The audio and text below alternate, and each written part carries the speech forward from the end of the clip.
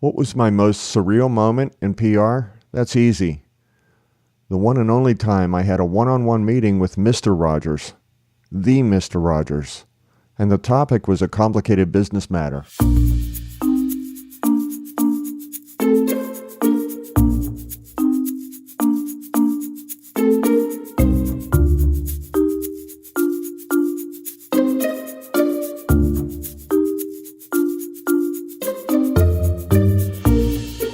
I'm Tim O'Brien, and this is the first episode of the Shaping Opinion podcast. The premise is simple. We talk about the people, events, and things that have shaped the way we think.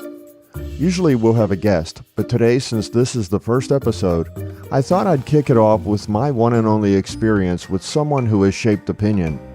Fred Rogers. Mr. Rogers to you and me.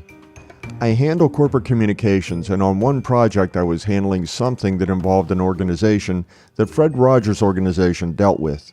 The people in my meetings called him Fred.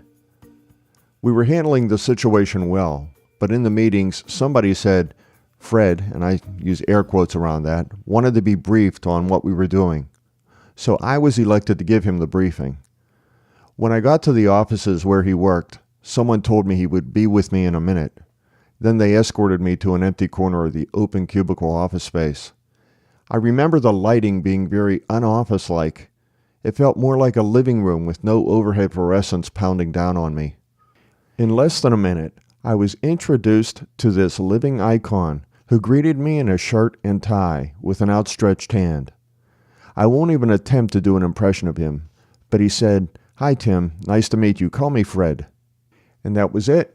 The meeting started. I remember him choosing to stand. Actually, he leaned against the desk opposite me with his arms casually folded across his chest. He wanted me to tell him what he needed to know, and so I did. I went into full detail on the project, what we were doing, how we thought things would work out.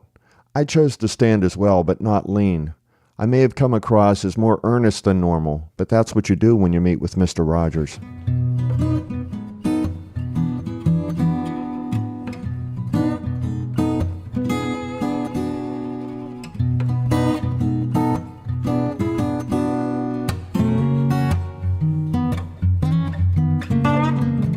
I was born and raised Catholic, so the best way to describe it was almost like one of those modern confessionals, the ones where you choose a priest that you like and trust, and then you meet face to face to tell him your personal secrets.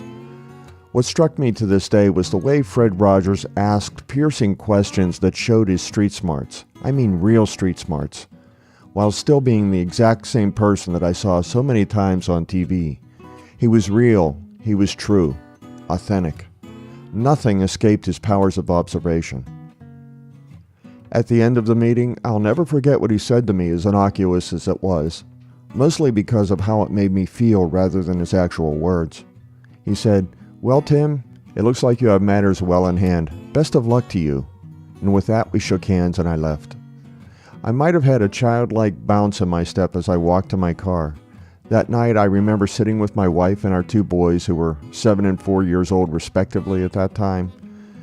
We never openly talked about my work in front of the kids, so instead we just talked about the show, which was easy because we all watched it together almost every day.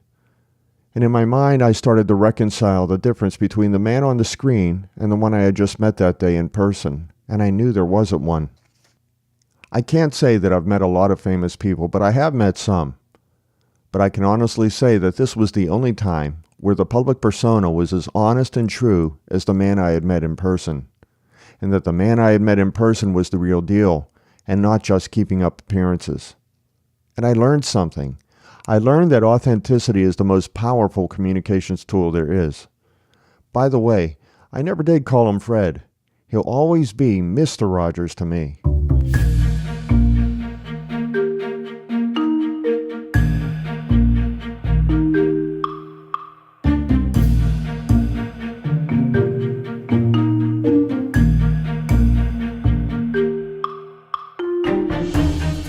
Don't miss the next episode. Be sure to subscribe to the Shaping Opinion podcast, where we talk about the people, events, and things that have shaped the way we think.